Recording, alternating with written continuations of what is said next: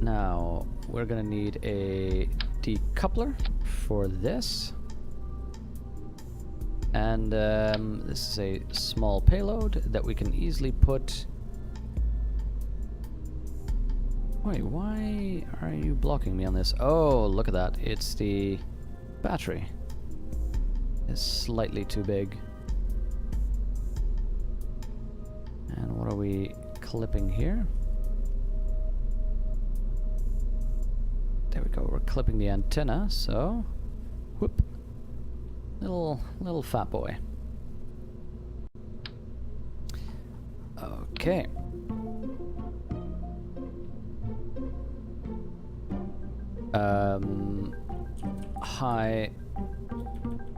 High altitude. Yeah.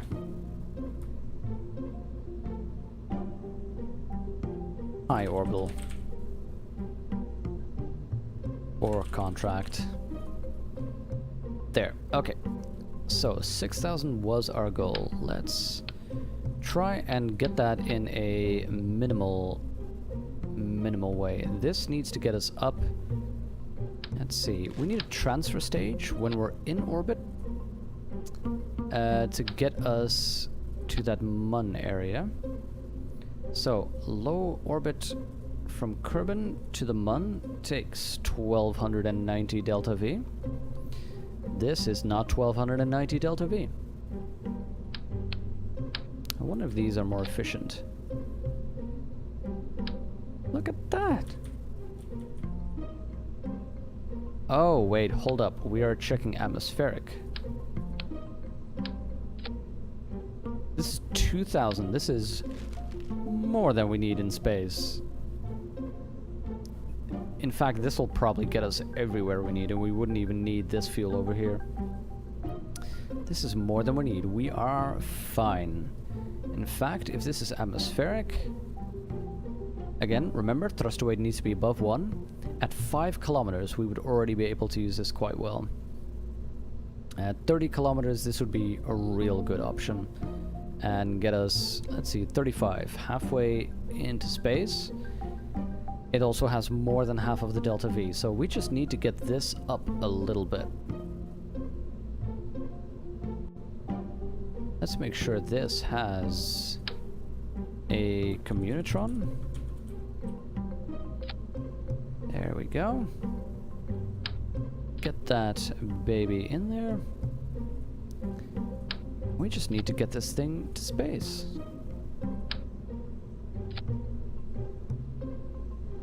This has 1,000 delta V. Let's say this gets us up to 40 kilometers, and this one, the second one, has 2,700. So this will get us where we need to be, but maybe it might be good to have a little bit more kick. Hey there, Jexes! Good to see you. How are you doing? Glad to have you in here. We are just doing a few simple things to... This could probably be smaller. A few simple contracts to relax and test out whether we have fully gotten rid of the weird pause. We still have it a little bit, but it's been going okay so far. We've also managed to make a jet plane that we could finally easily get to the North Pole and do that mission that we needed. Oh, clicked out of Kerbal again. Maybe, I'm suddenly realizing, maybe if I go to full windowed rather than... I don't think I was in borderless window, but maybe if I go to full, that'll be better. Let's see, this should have the delta V that we need to get into space, get this thing out into an orbital. It should be fine. Let's just fire this baby and see where we end up. So how are you doing, Jexus?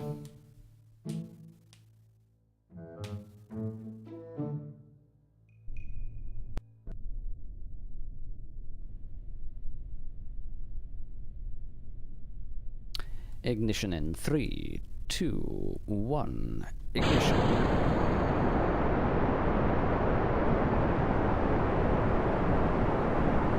It's trying to pull to the left, but we need to adjust for that.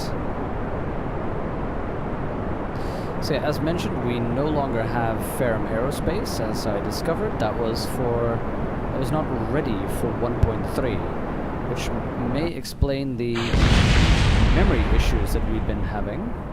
That was less than functional. That explains the memory issues that we've been getting, the weird glitches and so on. And it is performing far better now that we've uninstalled Ferrum Aerospace. So I am happy about that. And the orbit we need to get to is actually pretty darn high, so I'm not that bothered with the fact that we're not circularizing right away. Oh, there we go. We are getting real high.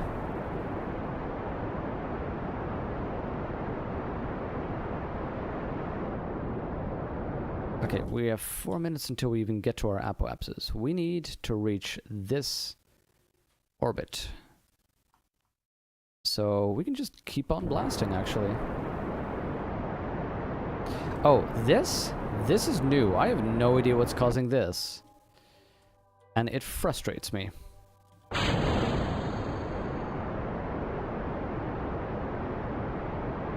Let's, by the way, start going in a more equatorial...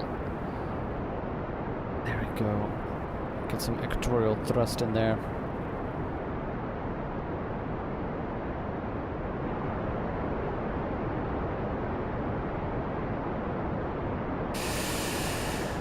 Oh, I'm very much wondering whether we even really have the delta V that we need.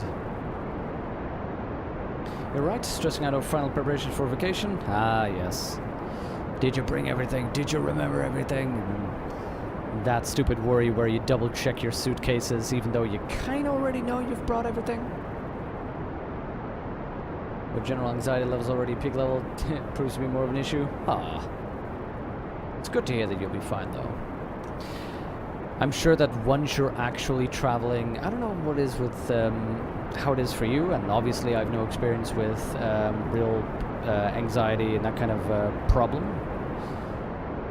But I mean, obviously, that sounds so arrogant, doesn't it? Obviously, that's not my kind of problem.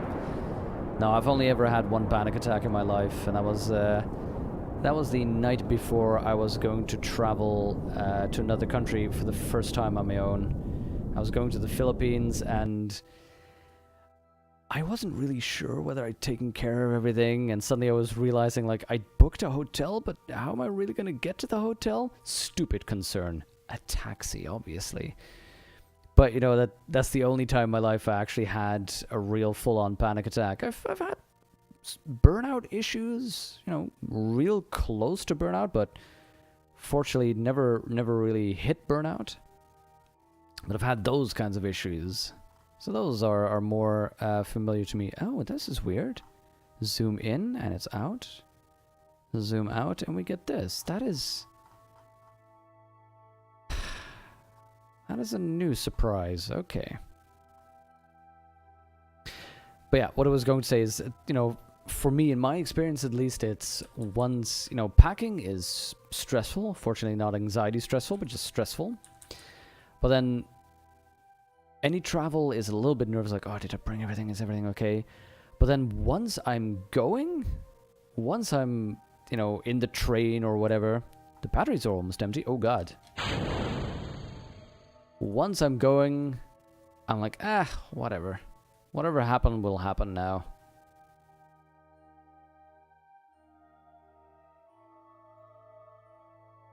Nice.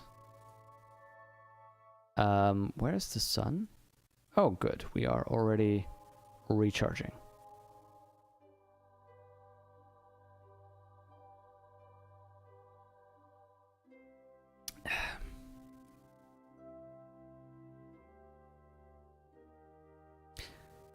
But yeah, that's why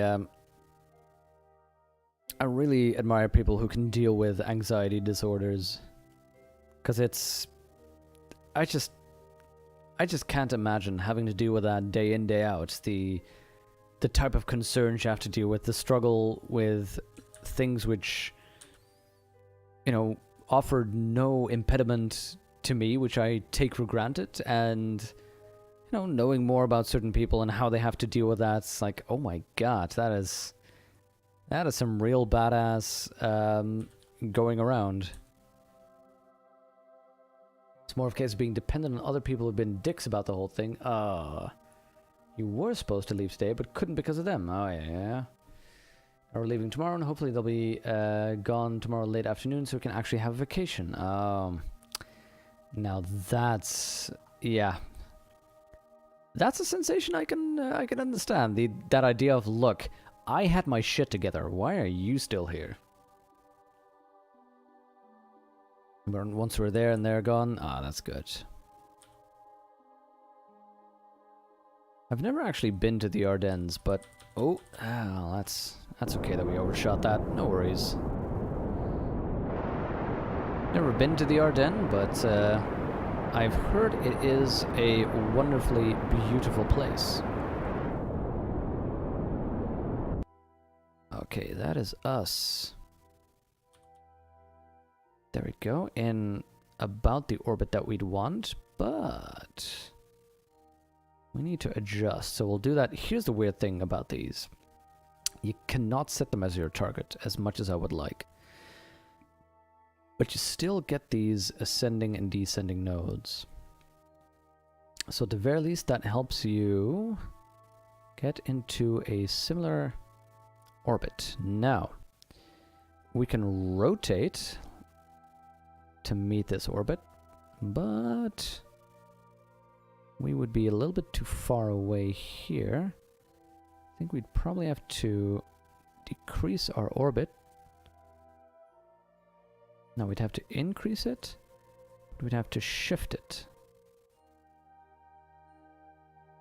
Actually, it doesn't make sense to make any of these big adjustments. Let's first just...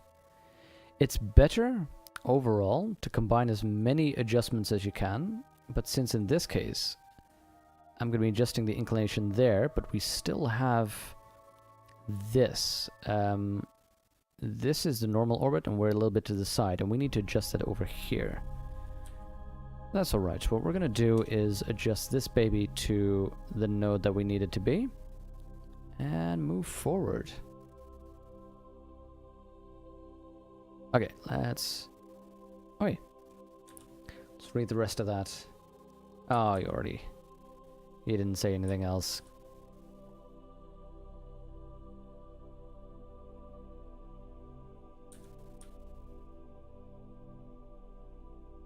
There we go.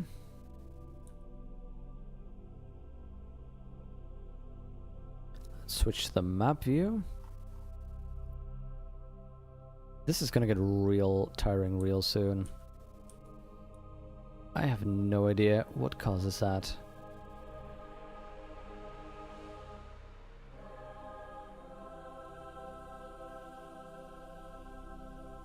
Okay, we could probably already do this. This is actually not a situation where you need to be real on point.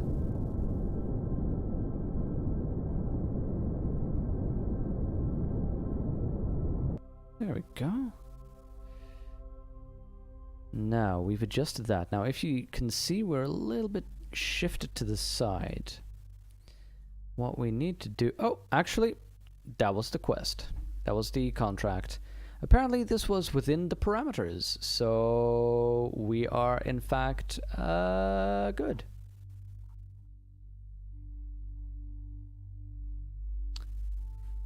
No science we can do here. We have completed it. 120k just to put this thing into orbit, and we did not even use that bit of fuel.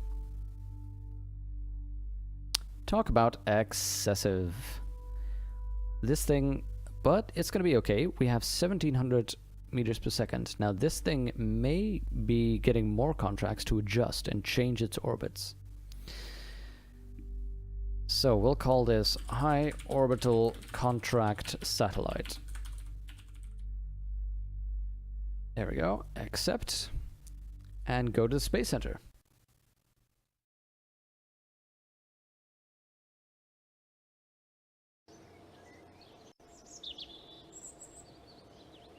Let's check whether Mission Control wants us to put another satellite in a polar orbit. Well, that's easy. New unmanned probe gets us another 80k. Why not? We'll get a bunch of money in, because that will be very useful for later. In fact, we could probably spend some of that money to upgrade the vehicle assembly building. Because look at this, we have max parts 255, we've never reached that so far, but basic action groups available. Upgrading it gets us custom action groups. So instead of having just the button for gears, brakes, that kind of thing, we get 1, 2, 3, 4, 5. That'll thoroughly help us. Mission control's already upgraded, tracking station could be upgraded. It upgrades from 50G max DSN power to 250, which I think gets us coverage throughout the entire system if we have a dish on the probe that we want to contact. And it gets us unknown object tracking. That's asteroids. A launch pad's fully upgraded. We may want to think of upgrading the spaceplane hangar and the runway. But that's more relevant when we start getting actual spaceplanes. Now, you may notice I've never done anything with the administration building because... why? Now, we could upgrade this to get unlimited Kerbal active, but we have not had more than 12 Kerbals active so far, so this is fine. This might be the most promising, but we cannot afford it yet. Upgrading research and development, because right now we have a limit of 500 cost for any science that we want to buy.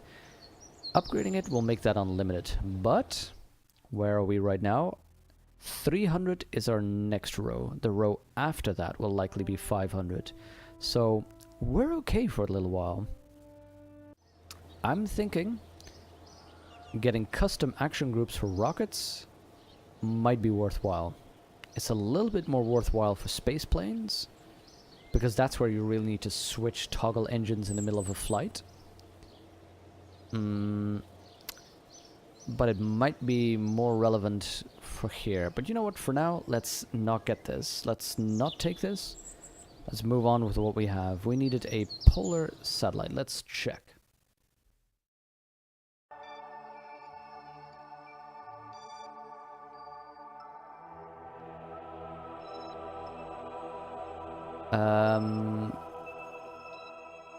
Yeah, I'm just checking. This orientation is north. That's where we've been, how we've been launching our satellites so far. So that's, there's no trick that we'd have to orbit like this. We just have to orbit like that. Okay. Let's get an easy 80k.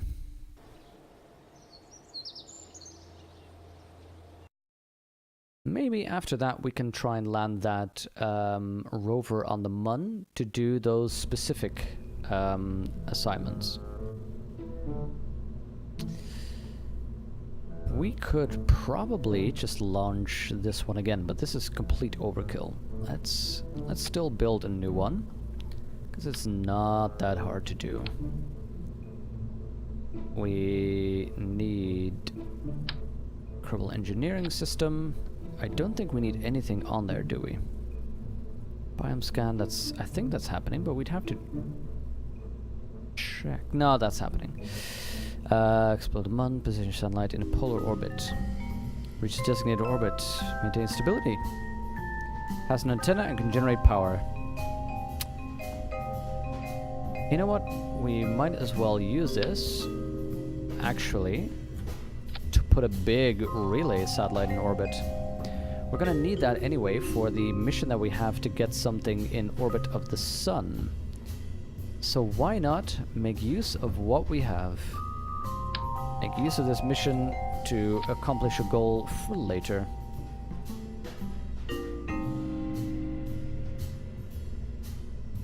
Let's see, some electrical stuff. You know what, if we're gonna make something this big, let's just give it a real flight computer. And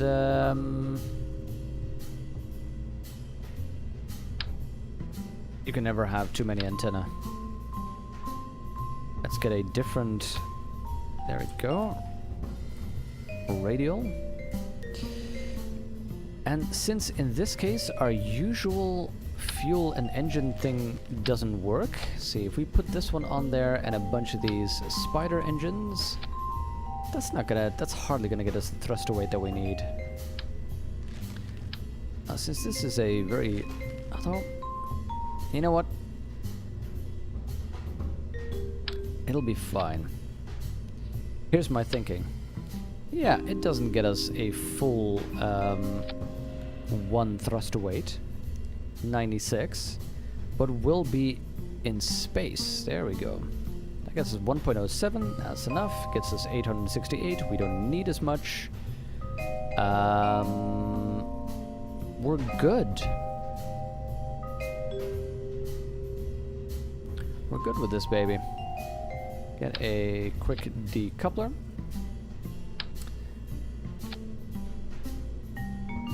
You know what? Let's see if we can actually make do with a smaller fairing. Can this just about fit? It can just about fit. Lovely. Let's give it 4 sides, a very low ejection force, clamshell deploy. Why? Because it looks cool. Now this baby we need to maneuver in space. This gets us 2,000 delta V, that is more than we need. So again, this is pretty much the same design as we had before, which is perfectly okay. It does everything that we needed to do. Kerbal Polar Comsat. Maybe we'll just put some high gain antennas on here, just for laughs.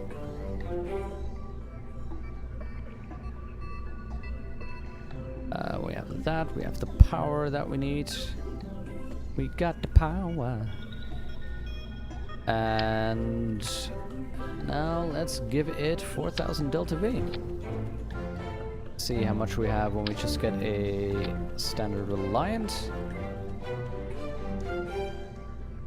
Now remember, this is atmospheric. That gets us 2 delta V. That is good enough.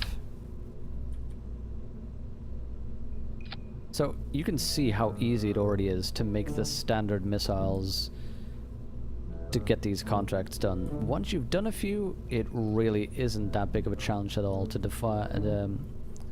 design something that is relevant.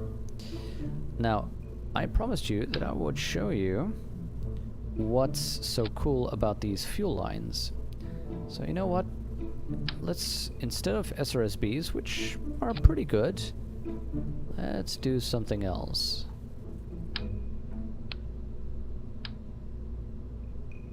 Gotta clean your mom's old laptop. Hasn't been turned on for 3 years. Need to stern delousing. Wow. Yeah, let me guess. A bunch of adware and sneaky things, toolbars that snuck in there during installs. We probably don't need a Reliant for this. We'll probably do better with a swivel in the middle and lines on the ends. Again, this is overkill, but we do it because it's interesting. Deinstall all the things. Yup. Now, I promised you to tell you what was so cool about these fuel lines. The fuel ducts. The fuel ducts move fuel from one tank to another. So what we could do here is we could actually launch all 5 of these together, and the central one would not use any fuel from its main tank. It would use fuel that's taken from these other ones. And then when these drop off, then this central one can still go on and has a fuel tank, so a full tank. So both, it burns both at the start, as well as being able to still have a full tank higher up. Now this is nice, it drains 4 at the same time, but what we can do is increase this. We go for 2 times symmetry, and we copy this. Now what's the point in that, you'd say? Wait. There we go. The point in that is we can still fire all 5 rockets at the same time, but this one we're gonna, as you can see, these are in the first stage to go. So darn it, I'm doing it again. Here I'm trying to be suave, Kerbal. Cramping my style. There. So we take these fuel ducts and we have these feed into that fuel line. So that at the start, all 5 engines will... What? All 5 engines will what? You heard me.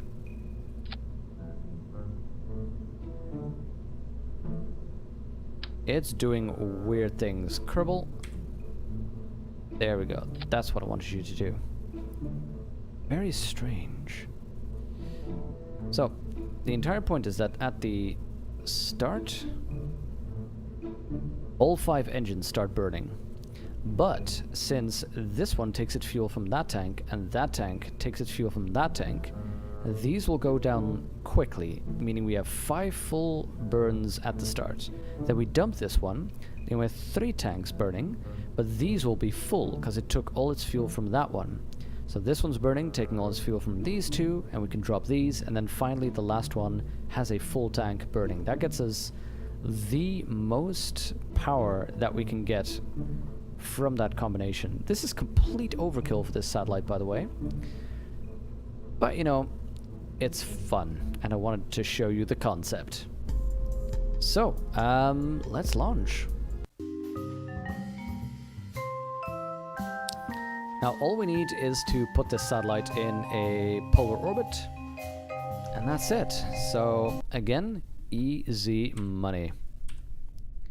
Now remember, our staging is we burn all 5, then we dump 2 more, and then we should already be in orbit. Speaking of orbits, we need to reach quite the apoapsis, 5 million kilometers. 5.125, okay. Now we do need to throttle up because we are using liquid engines. 3, 2, 1, ignition. Now since we have 4 swivels on the outside, we are very maneuverable. Now notice how these 2 drain real quickly, and they're off, and we dump them. These 2 drain relatively quickly, but not as quickly as the ones before.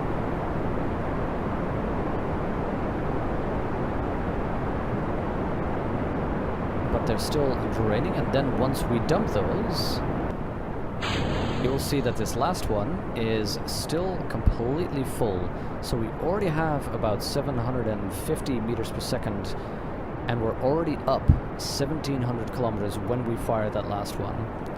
That's the real advantage of this type of staging. But it's also considered to be a little bit unrealistic because there's not that many rockets that I know of that actually use this system. More commonly, it's used for what's called drop tanks in, you know, rockets that try to be realistic. Oh, I steered wrong in this one. Drop tanks are basically tanks to the side of a rocket that have no engines of their own, but they're just there for the extra fuel. To adjust this baby back into a good polar orbit.